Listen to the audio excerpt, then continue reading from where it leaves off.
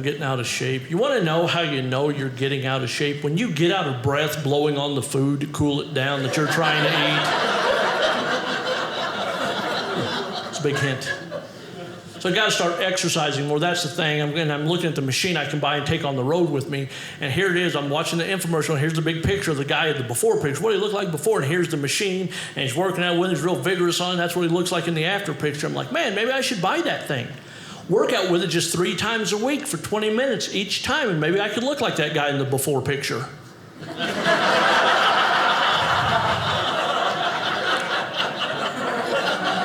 You guys left me hanging on that one for a second. I'm not even going to lie to you. I know that I eat poorly. I know that it doesn't escape my attention, but everybody wants to tell me how to eat. I'm driving overnight one time, tired, just ready to get home, order some stuff in the drive-thru around the corner, and there's a woman standing outside of her car stopping me. I said, "Are you okay?" And she said, "Yes, don't go get your food yet." Why? I said, "Because I told them we didn't want the food that they had already prepared. We wanted our food prepared fresh." Lady, I just ordered 3 cheeseburgers off the dollar menu at McDonald's at 2:45 in the morning. I am well aware of the level of cuisine I'm about ready to have. Why don't you get out of my way while the chef prepares yours the way you want it? Let him throw my fat in a sack and get on down the road. I've got places to be. I was at a nice restaurant one time and the waitress walked over and said, "Have you had time to look at the menu?" "Yes, I have. What can I get you?" I said, "I'm a very basic, straightforward kind of eater. How about like a steak and a baked potato?" She said, "Okay, perfect. How would you like your potato?" Baked. I thought I hit that a second ago. Did I not run through that already? She goes, "No, I have 22 different ways I can prepare a baked potato. Would you like to hear the list?" "No, I don't want to hear the list. Make it hot.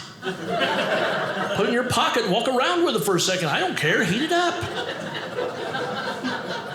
"How would you like your steak?" "Well done." "Oh, I'm sorry, we don't prepare our steaks well done." "Well, that's okay because it's not our steak." I'm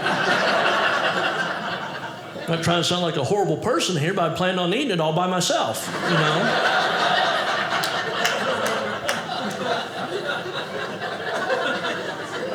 She said, "No, the cooks won't prepare it that way, but you can have it done any other way." "Oh, any other way? Do you do medium?" "Yes, we do. We'll do that twice."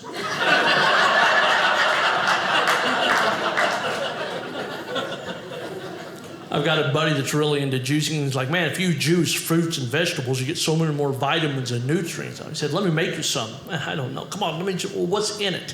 "Well, this has kale and carrots." "No." He's like, no, I'm also going to put some beets in it." "Oh, good. There for a second I thought it was going to taste like crap." Glad you had some of those plump, delicious beets I've been craving. You could mix in a little broken concrete and rock salt and really help wash that down. That'd be fantastic. You do insane things to try and stay in shape. I had some people come up to me after a show and like, "Hey man, let me ask you a question. Do you play volleyball?" I was like, "Oh, yeah." When actually the correct answer is, "Oh, no." They asked me a personal question about myself to my face, and I got it wrong. That is very difficult to do. No, they said, "We really don't need you to play, but it's like our big championship game. We thought it'd be cool if you just like stay on the side and kind of make some jokes." I'm like, "Hey man, that's cool. I can do that."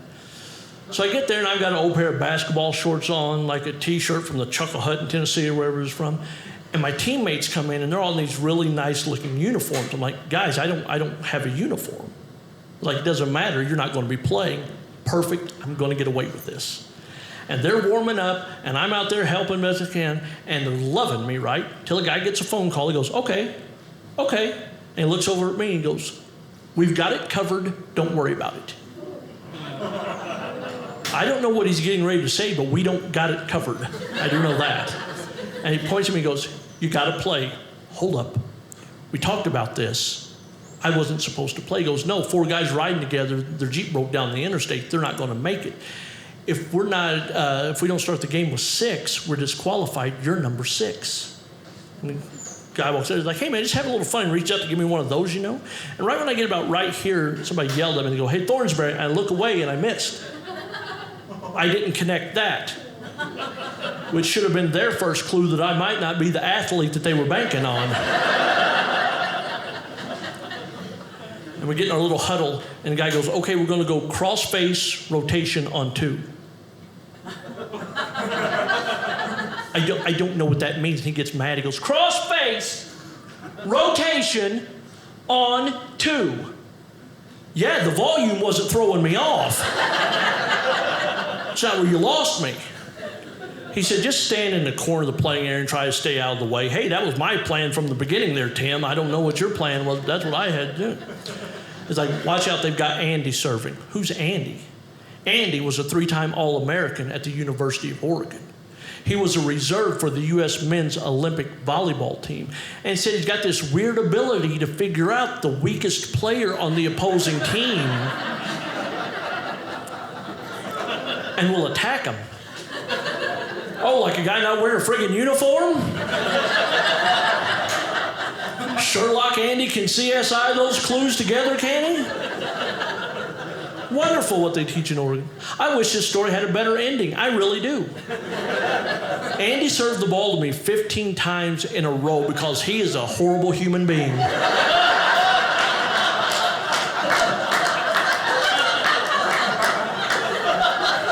After the 3rd point, his team goes and sits down. They're just sitting on the side, just texting. Probably my guys on my team that aren't getting missiles fired at 85 miles an hour every 7 seconds. Man, this guy sucks. Well, I know that we had to get somebody. I know that. Why is he crying or whatever they were saying? I really don't know if that's what they were